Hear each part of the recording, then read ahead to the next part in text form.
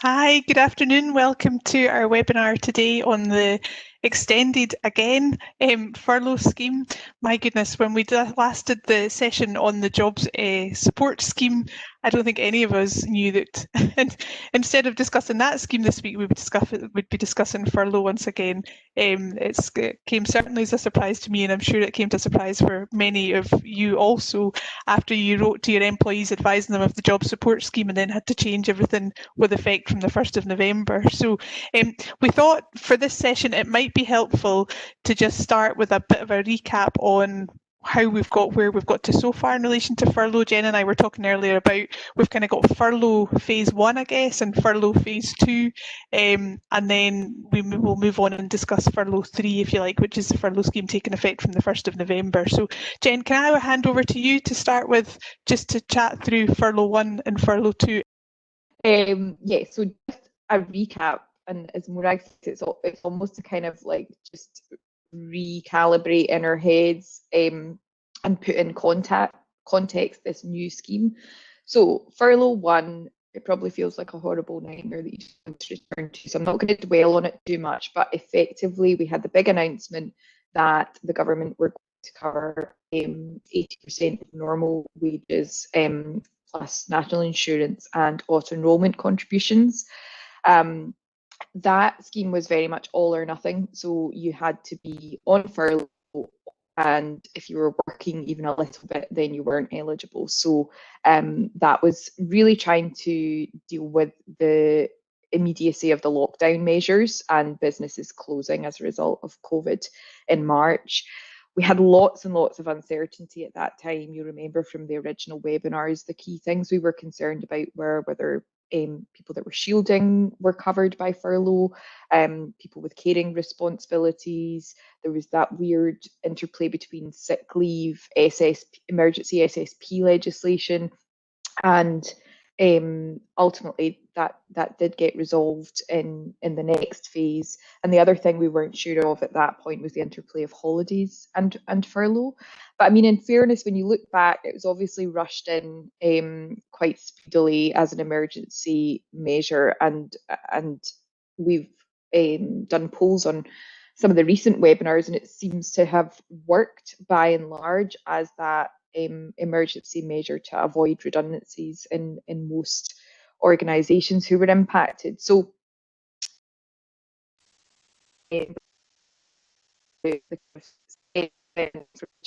people were advising him in particular, he was getting a lot of pressure from the chambers of commerce and from the unions about how long is this going to last, because we're going to see employers making redundancies if you don't announce an extension soon.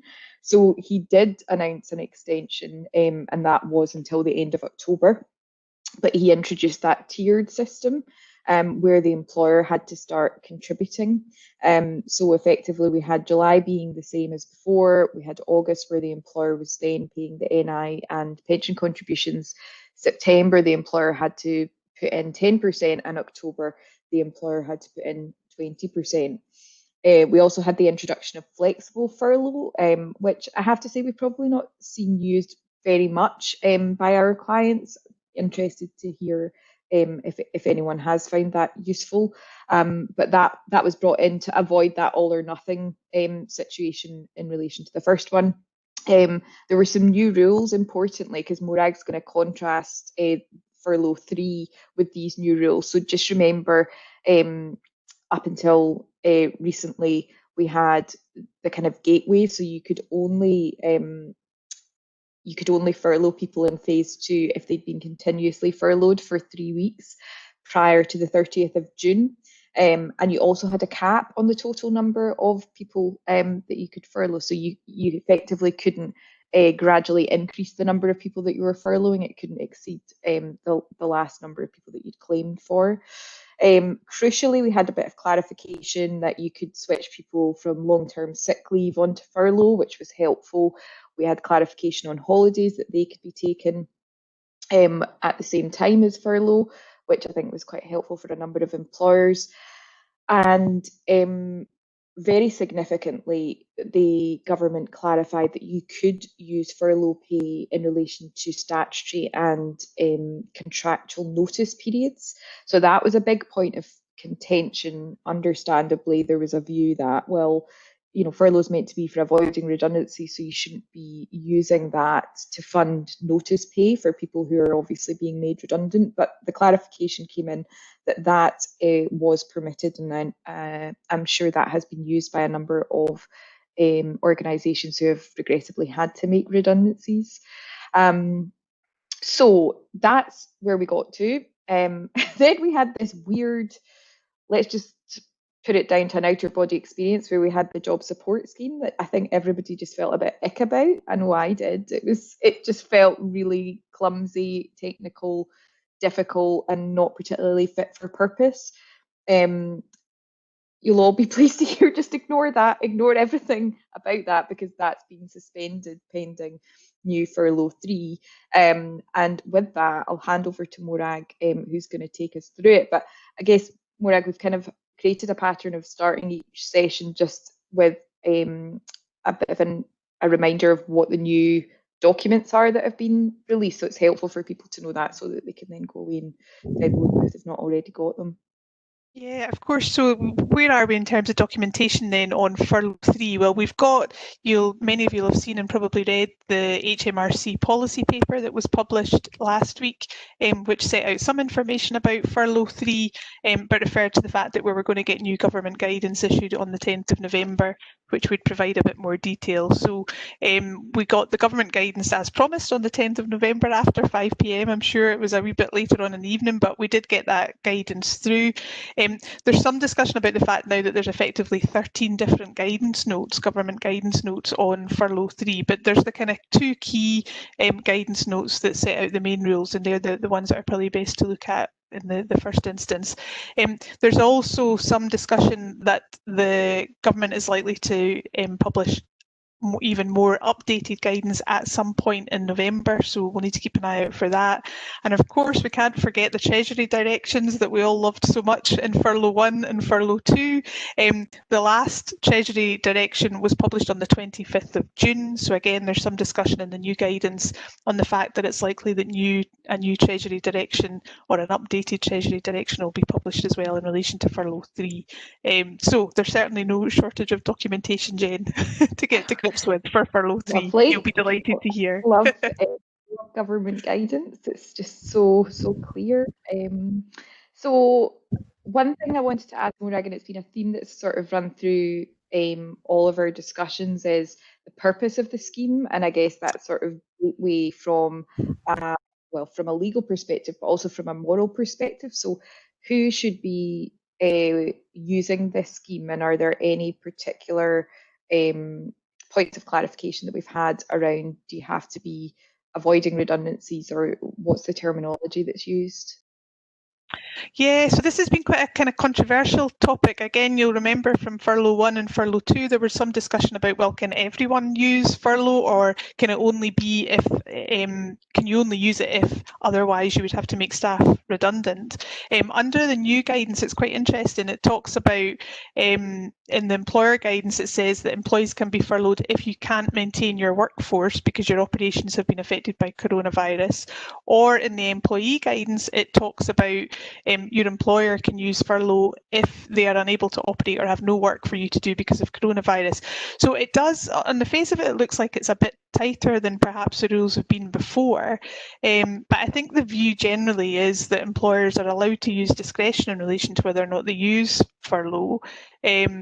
I suppose there's the sort of risk, and it's maybe been heightened a wee bit in some of the guidance notes where it talks about, there's an expectation obviously that employers won't abuse this scheme. So on the face of it, employers still have discretion whether they use furlough or not, but just, I suppose, bearing in mind that if HMRC take the view that you've abused the scheme in any way, then potentially you might have to pay back some of the grant that you've received, or all of the grant that you've received.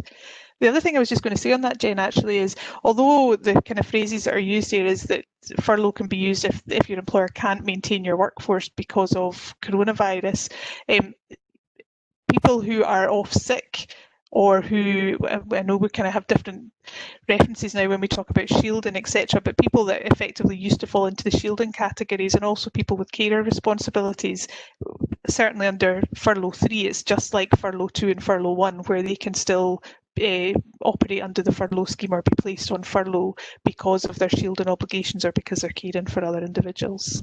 Yeah, which I think will be a massive relief for those individuals, obviously, also for employers who were finding those conversations really, really difficult. And in effect, in the absence of furlough, having to say to people, you can use your holidays, use annual leave, or if you're eligible, you can have SSP. But I don't think that felt particularly great. Yeah, and there is still that other kind of point about short-term sick leave. So again, the guidance kind of makes it very clear that it's not expected that you would use furlough for someone who's on short-term sick leave. So, you know, if you've got someone that's working normally and then they're off on a short-term basis because of illness, the expectation is that they would be treated as off sick rather than furlough. However, if you've got someone who's on furlough, it's just like furlough 1 and 2. If you've got someone that's on furlough and they then become sick while they're on furlough, then they can continue to receive furlough rather than SSP. So all of that is very much the same as it was under Furlough 1 and Furlough 2. Okay. And for, I guess, thinking of the gateways into the scheme, is there any restriction on the size or sector that the employer's in at all? No, happily not. So again, it's not like the job support scheme. We don't have that 250 limit or SME qualification or anything like that. Any UK employer can use the furlough scheme, again, in the same way that they did under Furlough 1 and Furlough 2. The good thing as well is, unlike Furlough 2, where you had to have been on furlough during Furlough 1 in order to be allowed to be on furlough for Furlough 2, there's no condition like that for Furlough 3. So even if you've got employees who haven't been furloughed before, that's absolutely fine. They can still be placed on furlough under Furlough 3. So I think that's helpful. And the other thing is, under Furlough 2, as you mentioned, Jen, you'll remember that you were only allowed, there was a maximum number of people that you could claim furlough for based on the maximum claim that you had made previously. So if you had made 20, if you claimed the grant for 20 employees, then 50, then 30, the maximum you could claim for is 50. Again, under Furlough 3, there's no limit like that. So there's no upper cap on the number of employees that you can place on furlough during the Furlough 3 period from November through to the end of March. Okay, so I guess what's emerging is a bit of a relaxation of the kind of narrower criteria that had been introduced at Furlough 2. And then I think that's probably indicative of the fact that the government recognise, as time has gone on, this is becoming, even more of a critical issue for businesses. And unless there's urgent help, then there would be a certainty of redundancies. Exactly. So I know this is the bit that you hate, but, well, you don't hate it as much as the calculations, but it's the bit about RTI submission. You can tell we're just allergic to anything that's not like classic employment law stuff. So yeah, it feels like maths. Like, oh no. But yeah, can you talk us through like the timescales for which employees are eligible to be placed on furlough under Furlough 3? Yes, I can. You'll be happy to hear, Jen. So, what are the rules? The rules are any employee who qualified for furlough as at the 19th of March 2020 will qualify for furlough under the existing scheme. And actually, let's just talk about the calculations, because we may as well kind of cover the two things together. So, if you were eligible for furlough as at the 19th of March, and you're now put on furlough at any point after the 1st of November, then the furlough is based on 80% of your last salary, if you like, as at 19th of March. So whether you were on furlough or not between the 19th of March and now, your furlough calculation will be based on your salary as at the 19th of March. And I think that's really important for, I don't know if any of you are in the situation where you may not have furloughed staff during Furlough 1 and Furlough 2, so at any time before the 30th of October, but instead what you've done is you've agreed a reduction in hours with them. And I was slightly concerned for that category at first, because I thought, well, does that mean that when you furlough from the 1st of November, you have to base it on their reduced salary because you'd agreed a reduction in hours. But the good news is you don't. You can still base it on the salary that they were in receipt of as at the 19th of March. So I think that's quite an important point. For any individual who was employed after the 19th of March, but before the 30th of October, you can also place them on furlough, but it's based on 80% of their final salary up to the 30th of October. So as long as you've put in a PAYE return for that individual as at the 30th of October, then they qualify for furlough, and it's based on their final salary up to the 30th of October. I think that covers the point, does it? Is there anything I've missed there? No, I don't think so. And is there stuff in the guidance, the papers that you mentioned at the start? Is there information there, like there had been before about the calculation methods? Yeah, there is. So it's very similar to before. So for individuals who have normal working hours, so you know that they've got steady hours and you know what their normal working hours are, then as I say, it's 80% of salary. For any individual with variable hours, again, the position is slightly different between people who were employed as at the 19th of March and then people who were employed at some time after the 19th of March but before the 30th of October. So you'll remember, for those employees that were employed as at the 19th of March that had variable hours, when you were looking at their normal hours, you either did an average of hours over the last 12-month period, or you looked at the corresponding month from the last year and used that as the normal hours, whichever was the higher. It's slightly different for employees who've been employed after the 19th of March but before the 30th of October with variable hours. There, what you look at is their average salary since the 6th of April this year, or the actual salary that they've received in any month, whichever is the higher. So it's a slightly different calculation. I'm delighted that I don't work in payroll and I don't have to do those calculations because they are quite detailed, and I guess it's one of those points that I would say to you when you're doing your calculations, you need to just make sure you're absolutely familiar with the guidance there and you're doing those calculations correctly, because it is a little bit more complicated. Yeah. And so say you were an organisation that had used furlough, and your employees had been on furlough up until, well, let's just say the present date, or the end of October.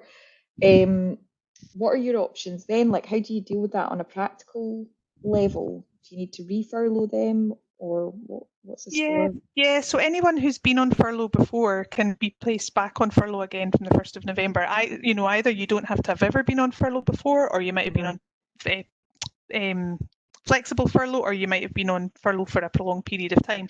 All of those individuals can be furloughed again as from the 1st of November. The thing to think about for employers is and of course, those of you that have been on these sessions before will know this whole issue about, strictly speaking, you have to get the employee's agreement to place them on furlough because it's a change to their contract of employment. Even if you don't get agreement, you still have an obligation to notify the employee in writing that they're being placed on furlough, and you have to keep that notification for a period of 5 years. So that's something to be aware of.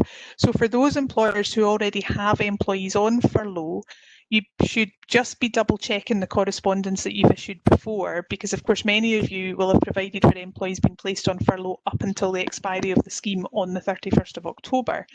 So it may be that you need to update your documentation if you're putting staff on furlough after the 31st of October to show that it's continuing for the period after. So that's something to think about.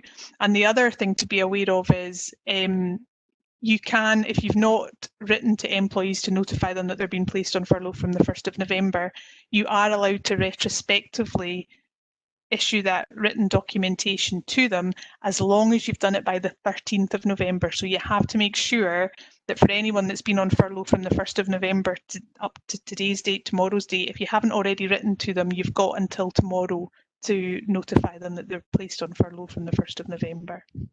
The other category, just to cover as well, and sorry Jen, because you might have gone on to ask me about this, is although to go on furlough from the 1st of November, the rules say that you have to be an employee as at the 30th of October, there is one exception to that, similar to Furlough 1, which is for any employee whose employment terminated before the 23rd of September. So you are able to re-employ any individual whose employment was terminated before the 23rd of September and put them on furlough with effect from the 1st of November. And I guess that, you might find, and some of you may have found this under Furlough 1 then, that you get a number of employees who you've perhaps dismissed because you've gone through a redundancy process, because of course, as far as we were all aware, there was going to be no furlough after the 31st of October. You might find then you have individuals contacting you to ask to be re-employed and placed on furlough. No obligation on you to do that, just like Furlough 1, it's a bit of a moral choice whether or not you do it. And I suppose what we've not covered so far is, although the government is going to cover 80% of salary from at least November through to the end of January, employers are going to have to pay the pension contribution and the national insurance. So that's something that you would have to take into account if you did decide to redeploy. And sorry, I'm on a roll here, Jen. The other thing, just when it comes into my mind, yes. The other thing that comes into my mind when I talk about that is what the guidance talks about is, although the government will pay 80% from November through to the end of January, they are going to review it in February. So depending on, I suppose, the economic circumstances at that time, you might find that the government decide to ask employers to make a contribution towards the 80% in a similar way they've done under Furlough 2.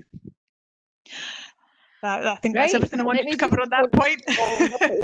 I was going to ask, I've got more, don't worry. I guess it's going through some of the things that we knew from before. So, quick fire questions. Is flexible furlough still available? It is. You can still do flexible furlough. Quick answer. I'm not going to ask you to explain that again, because we all got quite confused with that the first time, but it's still available. Is there a minimum period of furlough for people being put on furlough? No, there's not, which again is really helpful. There's complete flexibility there. So you can have someone on furlough for a day and then back off furlough and then back on for another day. There's no minimum period. What you do need to be aware of is there's a minimum claims period. So you have to, when you submit your claim, it has to be for a minimum of 7 consecutive days. But there's no minimum period for the actual furlough itself. Yeah, and I guess that sort of moves on to the point you were talking about there about what can you actually do and the claim mechanism, because I know there's been a couple of practice changes that are quite important to note on that. So you've mentioned the employer will now have to bear the NI and auto enrollment contributions, and that there's going to be the review in January to see if there's going to be any sort of further contribution. Yeah. On a practical level, how do you go about making the claim? Is it still the portal? Yeah, so the process for the claim, the practicalities of it are still the same as they were before, but there are a few things that you have to be aware of that have changed. So firstly, your claim must start and finish in the same calendar month. So under Furlough 1, you'll remember you could kind of make the claim over a number of months at a time, effectively. You can't do that anymore. Your claim date, the start date and the end date of your claim has to fall within a calendar month. And the other thing which is new, which is really important to be aware of, is you only have 14 days after the end of the calendar month to make the claim. So for your November claim, you have to have submitted that claim by no later than the 14th of December. For your December claim, you have to submit your claim by no later than the 14th of January. So that's quite an important point to be aware of in relation to being a change from Furlough 2.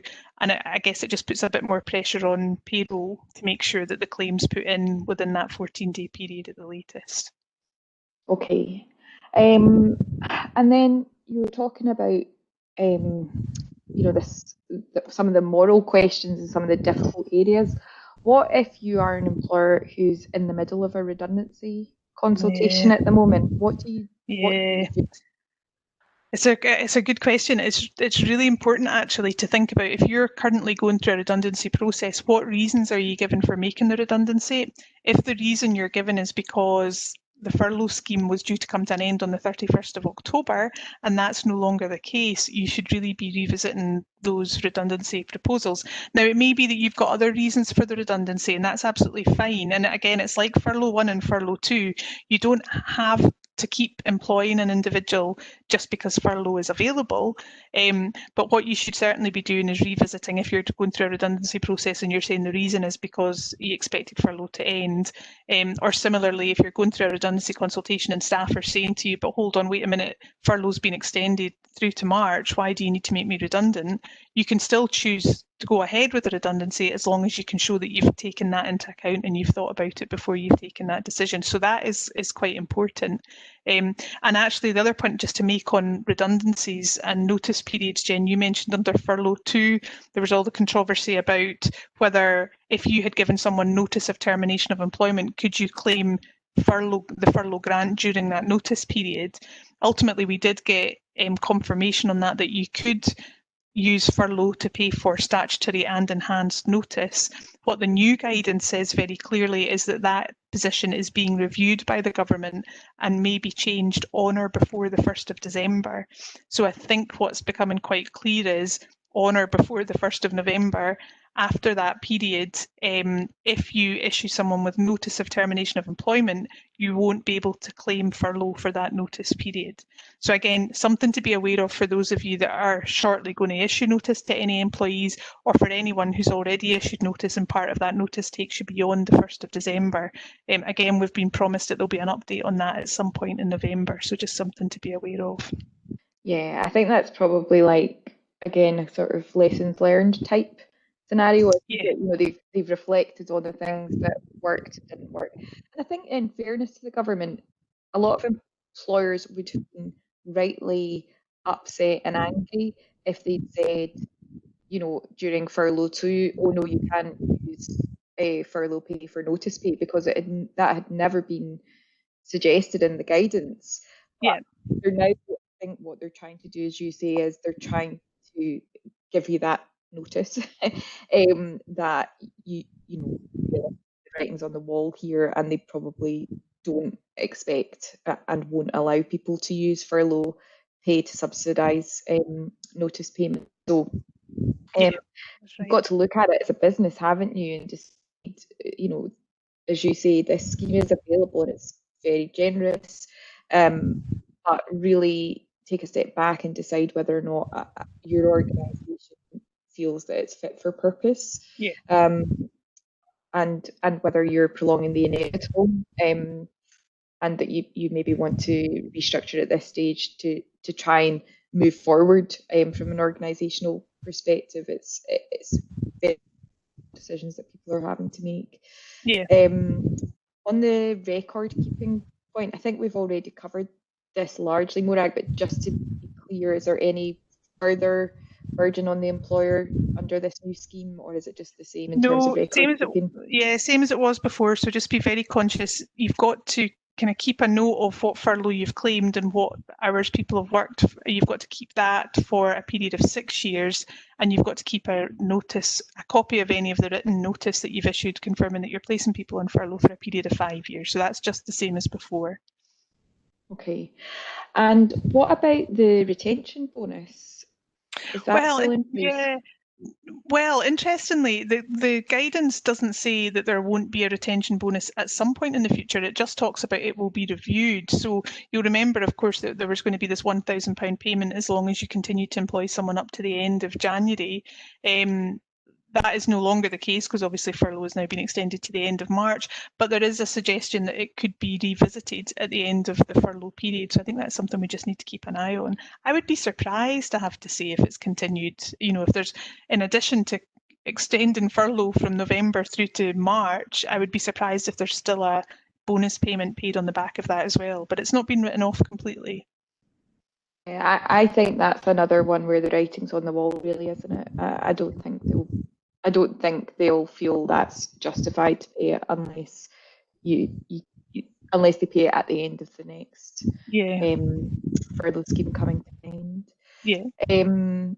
Okay, I feel like that was a very swift canter through everything. Was there anything else that you had on your radar from reading through the guidance docs that you wanted to flag to people? Yeah, I guess the other biggie is the fact that HMRC are going to publish a list of people who use furlough with effect from the beginning of November. So that's obviously quite a big change and quite controversial potentially. You know, before you could apply for furlough and it wasn't published anywhere, nobody knew that you'd applied for it.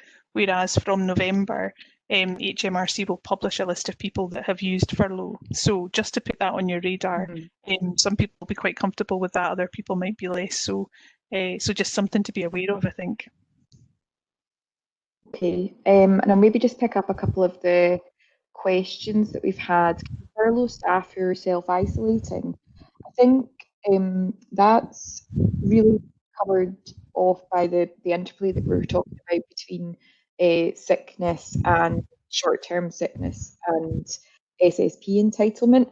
That's not, self-isolation isn't of itself sickness, is it? You know, that could be someone who's been told to self-isolate because they've been in contact with someone that's had COVID. But the clear answer to that is that there's an SSP entitlement for that individual. And so if you weren't otherwise being furloughed, I don't think you should use the furlough scheme for that period. That's correct. If they were already on furlough and they tell you, just FYI, my employer, I've been told to self-isolate, then I think that's fine, they stay on furlough. But as I say, if they were at work and they then self-isolate, or they were working from home and they have to self-isolate and can't work from home, then it would be SSP, not furlough. Yep. If a person is off sick receiving salary, can they be furloughed or do they remain off sick? I think you've answered that, Morag. If it's a kind of long-term sickness absence, not short-term, you can choose to move them on to furlough. And that's set out in the guidance. There was a question about can you, if you've got an employee returning from mat leave, can they be furloughed? Correct me if I'm wrong, Morag, but I think the answer to that is yes, they can be furloughed. There's no restrictions on, well, as you've said, there's no restrictions on numbers or eligibility criteria other than the ordinary overarching, should you be using the scheme. But if you should be using the scheme, then yeah, you just need to make sure that you're communicating and agreeing and documenting that with the maternity returner. And also on pay, it would be based on their pre-mat leave earnings, so they don't get disadvantaged in terms of their furlough pay because they've been off mat leave. Is that right, Morag? That's absolutely right. There is one change under Furlough 3 for employees who are on mat leave, though. The guidance says that if you're on mat leave and you want to return to work early, you have to give 8 weeks notice of that return before you can then be placed on furlough on your return to mat leave. It's a bit academic in reality, because when you're on mat leave, you can be on furlough. Yeah. So, but there is specific wording in the guidance that talks about that 8 week period. So it's just something to be aware of, I think. Yeah. And then asked, we have a 2-week shutdown over Christmas, which employees use their holidays for. Can staff be furloughed during all of this period? Do you want to say that one? That's quite an interesting one, actually, isn't it? Because I guess if you've got a closure and a 2-week holiday, you could potentially argue then that you're not allowed to be placed on furlough because you're taking holiday. But if you're on furlough before that 2-week holiday, then you would remain on furlough, but you would be entitled to your full holiday pay. Would be my view. If you're not on furlough, as at the start of the holiday, potentially you shouldn't be placed on furlough for the 2-week holiday period. You should just be on holiday and be paid your full holiday pay. I think there's I think there's a risk that HMRC could say, well, hold on, they were due to be on shutdown and on holiday anyway. You've just called it furlough so that we pay 80% of that and you just pay the 20%. I think that could be a bit risky. Yeah, I think so. Because typically Christmas shutdowns are for non-COVID related reasons. If you've always had that, and it's just downtime, isn't it? So I would be reluctant to just have like a random 2-week furlough period. But as you say, if everyone is already on furlough, then we've got the guidance that says it's a bit like bank holidays, isn't it? If a bank holiday that you usually get falls while you're on furlough, the employer can and the employee can effectively still honour that arrangement, but you Yeah. have to pay the top up as an employer, that they get their full holiday pay. Yeah. So just double check, were there any other questions that we'd had in advance that we needed to cover? I think we've covered them. I think we've covered the ones that were there. I think it's brilliant if we finish early and let you all escape for lunch before past. But it's maybe worth just flagging again what the key changes are. And I suppose it's obviously the 80% up until the end of January, although employers still have to pay national insurance and pension contributions. It's the fact that 80% might change as from February, so being aware of that. The fact that you've got to make sure you submit your claim within 14 days of the end of the month. I think, just to flag that is very important. The job bonus is no longer going to apply. The fact that the company name will be published if you submit an application for Furlough 3, something to be aware of. I think that's the main things. Is there anything else, Jen, that's new? That we've covered? That's the main I think the things. main thing for me is just being aware of the notice pay. Yes, being aware of that notice pay situation as well. I think that's quite important. And also, if anyone is in the midst of carrying out redundancies at the moment, being aware of the fact, obviously, now that furlough has been extended until March, you need to take that into account as part of your redundancy consultation. And if you've given the reason for redundancy as being the fact that furlough has come to an end as from October, you need to revisit that. They're the main things.